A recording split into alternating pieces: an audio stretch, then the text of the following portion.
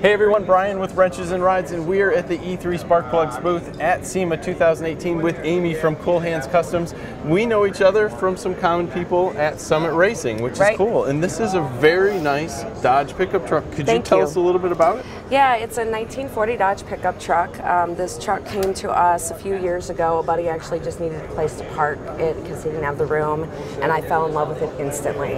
And I told him that if it stays too long on my property, I will own it. Yeah. And 2 years later, lo and behold, we had something he wanted, and sure enough, I said, Bill, okay, I want that truck. Very so nice yeah, trade. we traded up for the truck, and it took a couple years. We finally got to it this year. We ended up coming across a 440 big block in the world of he said, she said. There's this 440 motor around that we could have this 440 for free if we took the 25-foot dilapidated RV that it sat in. So we met with the people who had it parked in the back of their yard. It was frozen in the ground. It's March in Wisconsin. They let us sawzall the front of the RV out to yank the motor out. We hauled the rest of the RV up to the scrap yard and pulled the motor, and then we had it bored 30 and put it in a 1940 truck. So what's happening with this motor? You've taken an RV motor and now you've set it up for racing? Pretty much, yeah. It's when we took it to the machine shop, my husband and EJ and I tore it down to nothing, took it over to the machine shop, had it bored 30 over, so I think it's actually considered, when we were talking to somebody yesterday, about a 505. It's got all of the E3 spark plugs. They're great racing ignition products to go with it. We had the intentions of hoping to be able to race it if we could.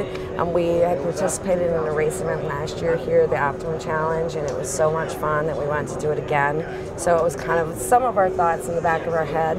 The biggest thing though at our shop is that we build drivers. Right. So regardless of the ability to race it and have 619 horse, I want to be able to drive it every day. I want to drive it to the grocery store if I wanted to, just be able to use it. It's our whole point with our builds. So you took a motor out of an RV, turned it into a race motor, and it's how many horse? 619. We have not dynoed it yet, but that's what it's supposed to be with the trick flow tap end and all of the components we put on it. That's supposed to be the tested. Nice. So what do you have for a transmission? It's a BNM torque plate transmission, 727 torque plate. And the interior is all set up? You got your 4-point harnesses? Yeah, we set up the interior with the racing in mind. We did something a little bit different and put a bench racing seat in there, not something you see every day. Most of the time it's separate buckets, but because I'm such a proponent of the benches and the old, I wanted to keep the bench. And so this is my compromise, to still have my old truck bench and make it cool.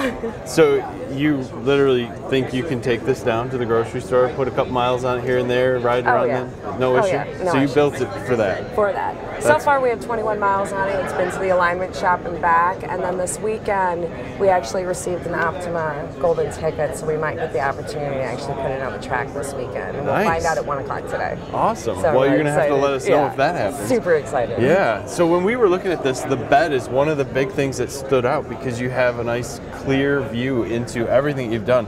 And the frame looks completely custom. Did you take anything from the old truck?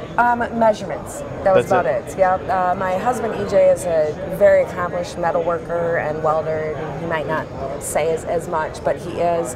And so he took the old 40 frame that we had that it was sitting on. We sat and measured and measured and measured. Actually drew it out on graph paper to know where all of our original body mounts needed to be, where our suspension needed to be-ish, but we were making such drastic changes to that we had to go with it.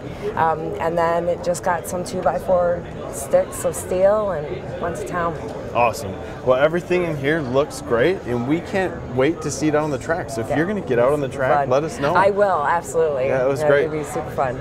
So if you want to see more from Cool Hands Customs, check them out on Facebook. We appreciate your time here. Follow us at SEMA 2018. Have a great day.